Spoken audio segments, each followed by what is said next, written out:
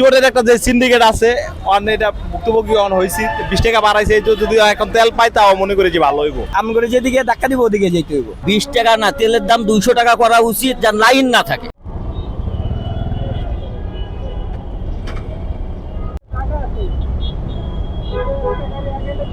ছয়টার দিকে আসছি ভাইয়া। 6টার দিকে। এই যে কখনো এর আগে এরকম পরিস্থিতির শিকার হয়েছে? হয়েছি, আরো 2-3 বার হয়েছে।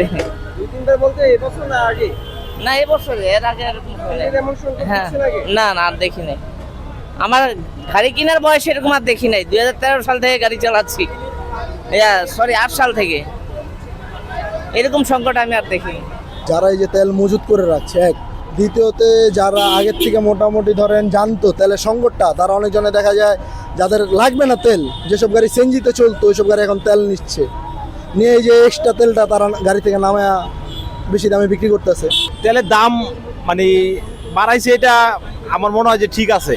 এখন হয়তো এখন যেসব মানে যে সাদেক খান আছে, তারপরে শিকদার আছে, এইসব এই পাম্প যারা সিন্ডিকেট করছে এতদিন তেল দিত না, এটার জন্য আমি মূলত হলো সাদেক খানের আর হচ্ছে হলো শিকদারের কাস্টমার। আমার আজকে এখানে আইসা লাইন দিতে হইলো ওরা তেল না দেওয়ার কারণে। এখনো যেহেতু আগে যে মজুত করছে 20 টাকা বাড়ায় যদি দেয়, যেহেতু চোরের মানে চোরের একটা যে সিন্ডিকেট আছে এটা ভুক্তভোগী হয়েছি 20 টাকা বাড়াইছে, যদি এখন তেল পাই তাও মনে করি যে ভালো হইব। ভাই সরকারের তো মেনলি লাভ হয় না, লাভ হয়েছে সিন্ডিকেট আলাদা, তারা মজুত করছে তাদের লাভের আশায়।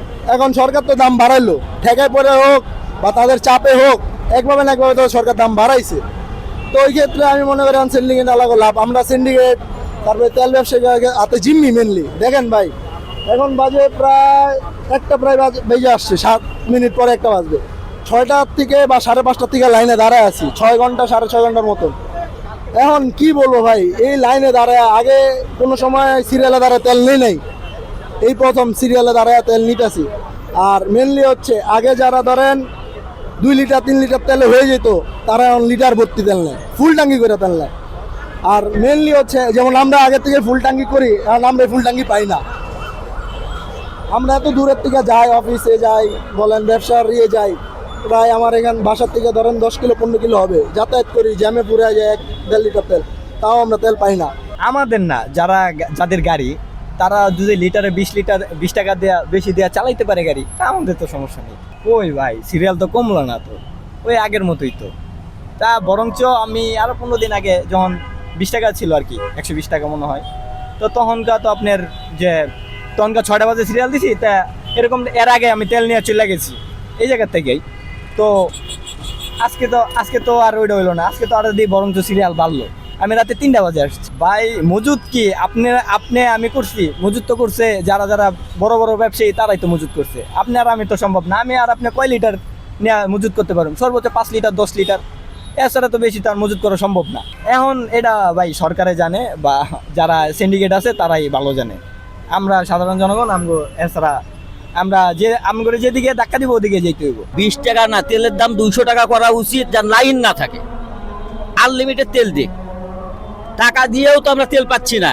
10 লিটার 20 লিটার, আমার 10 লিটার তো লাইনেই পুড়ে গেছে। রাত 1টায় দাঁড়াচ্ছি, সারা রাত ঘুম নাই, তাহলে আমি তেল নেবো কখন, ডিউটি করবো কখন? আপনারা 200 টাকা করেন, পাবলিক তাও নিবে, পাবলিকের কোনো অভিযোগ নাই, আপনি তেল আনলিমিটেড দেন। দাম বৃদ্ধি নিয়ে আমাদের কোনো সমস্যা নাই, কারণ এটা বিশ্ববাজারে দাম বৃদ্ধি পেয়েছে অনেক আগেই। সেই তুলনায় আমাদের দেশে অনেক পরেই হচ্ছে দামটা বৃদ্ধি পেয়েছে, সেটা নিয়ে হচ্ছে আমার পার্সোনালি কোনো কমপ্লেন নেই।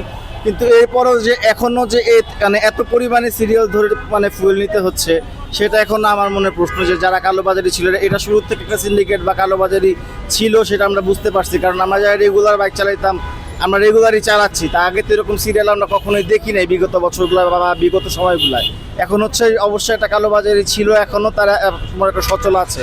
তো এটা যদি দাম বাড়ানোর পরেও যদি হচ্ছে তারা এরকম ডিরেক্টিভ না হয় বা এই প্রবলেমগুলো সলিউশন না হয়, তাহলে আর হচ্ছে বলার কিছু নেই। আমি ফজরের পরে আসছি, আমি এখনও নিতে পারি নাই।